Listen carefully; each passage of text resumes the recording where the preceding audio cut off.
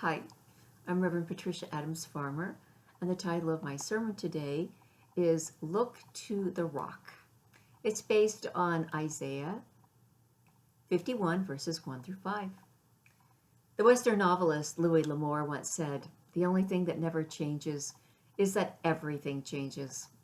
We all know this to be true, but sometimes we are still caught off guard by a sense of disorientation brought about by major life transitions, such as going to college, getting married, starting a new job, having a child, and of course, retirement.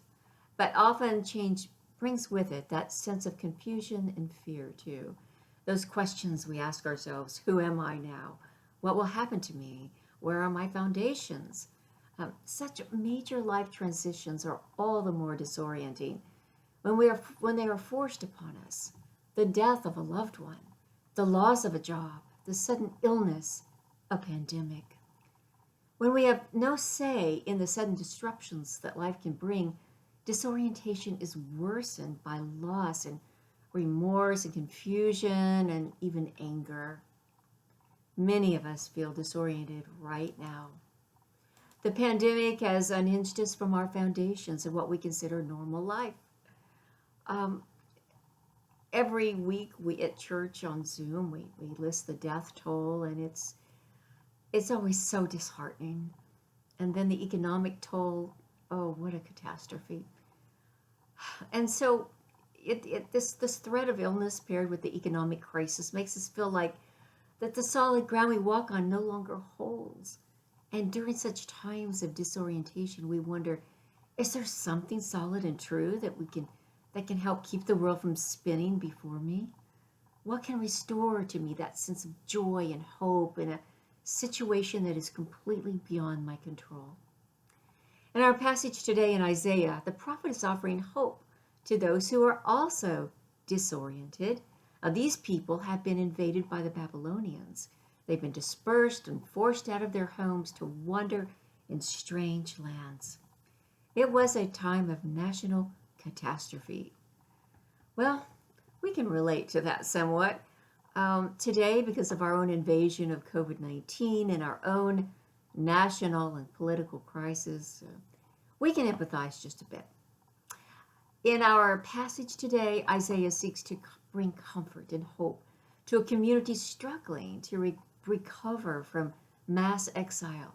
The prophet's job is to heal the wounds of disorientation. The disorientation addressed in this passage is the grief they feel over the loss of Zion. What is Zion? Zion is God's dwelling place in Jerusalem. Zion is a physical place, a material temple, an Israelite mountain. Zion is God's presence with Israel. The destruction of the temple then, that destroyed the sacred space, and for them, it eradicated the presence of God.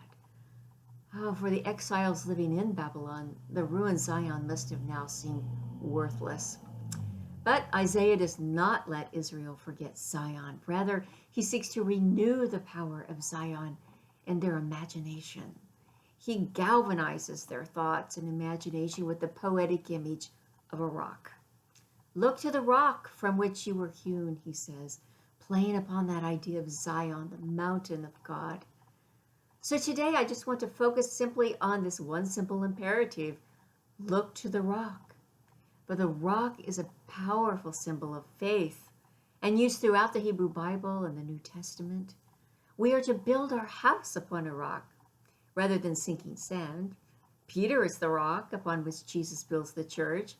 So rocks throughout the Bible are interlaced with the idea of refuge and a place to escape the tumultuous hardships of the earth. Here's one of the rocks that I brought back from Ecuador. I lived in this small South American country for 5 years, and I collected rocks just like this one. And I couldn't bring them all back, but I brought back a few, and blue was one of my favorite colors. Why were rocks so important to me while I was living in Ecuador? Well, Ecuador, for me and for my husband, was a time of great disorientation. It was a new culture, a new language, a different way of interacting with others. In the first 2 years, we went through some very difficult times, even terrifying times, with being mugged at gunpoint and being swindled. And during that time, we lost loved ones and friends. And for a time, life for us felt like you do at the beach when you stand at the shore, right at the water's edge, and the sand is just swept out from under you.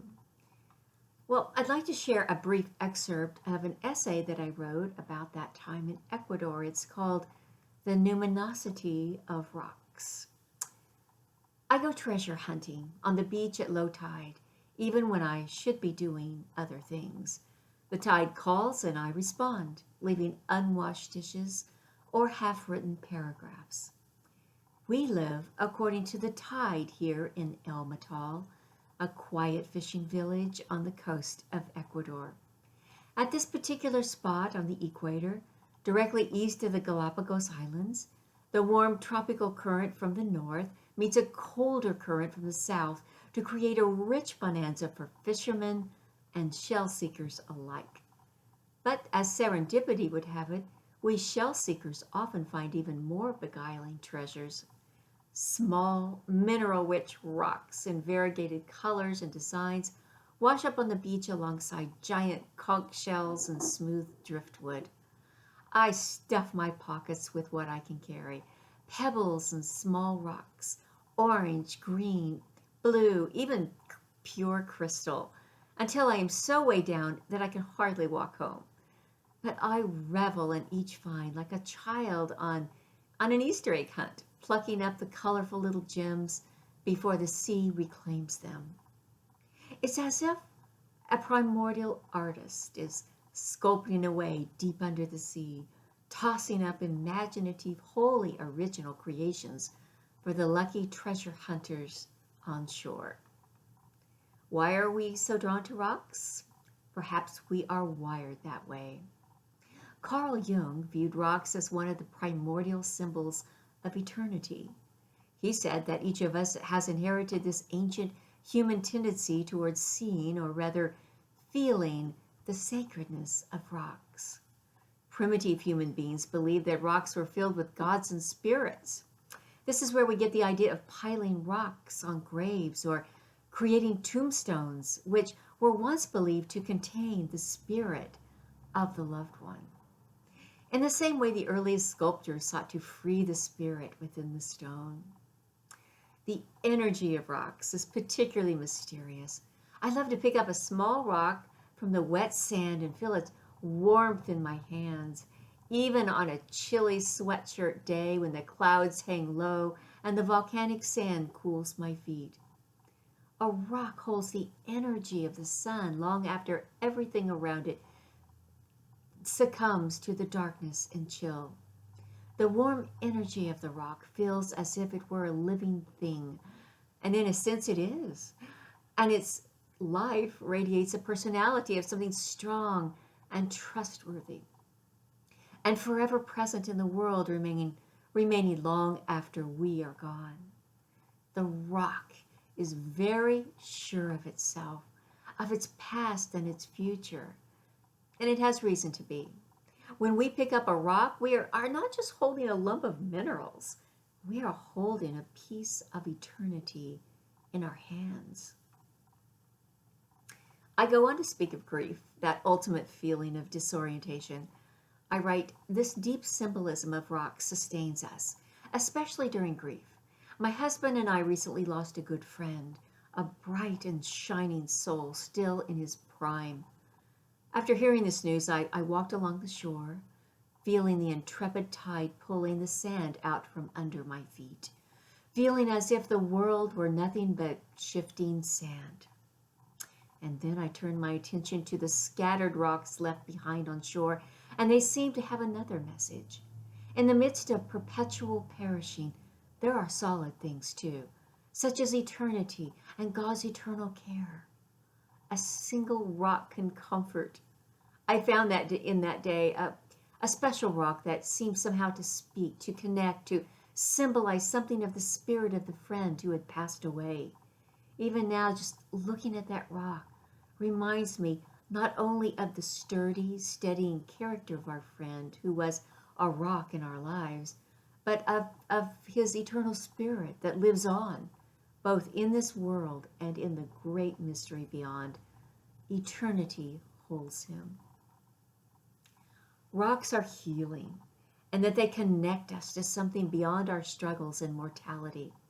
To remind us of this, we might get into the habit of carrying a favorite pebble in our pocket so that during the vicissitudes of the day, we can reach for it, feel its solid, cool smoothness between our fingers, and remember the deep eternal.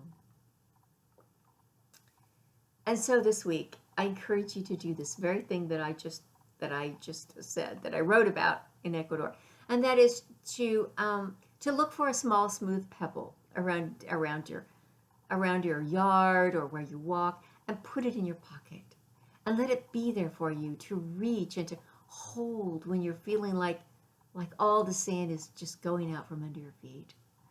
Let it remind you of the solid rock of faith, hope, and love that will keep you grounded and steady in times like these. This rock can be a reminder of the place where God is, the God who inhabits rocks as well as hearts. Our own Zion exists, not in a mountain far away, but here in our hearts and here in the earth. This rock can ground us in the earth, in this third rock from the sun that we inhabit, and in the rock which is Christ. Whenever our spirits are disoriented, when we feel grief, when we feel lost, the rock can help give us a sense of home and hope and joy. As the prophet says, "For the Lord will comfort Zion. He will comfort all her waste places, and will make her wilderness like Eden, her desert like the garden of the Lord. Joy and gladness will be found in her, thanksgiving and the voice of song." Amen.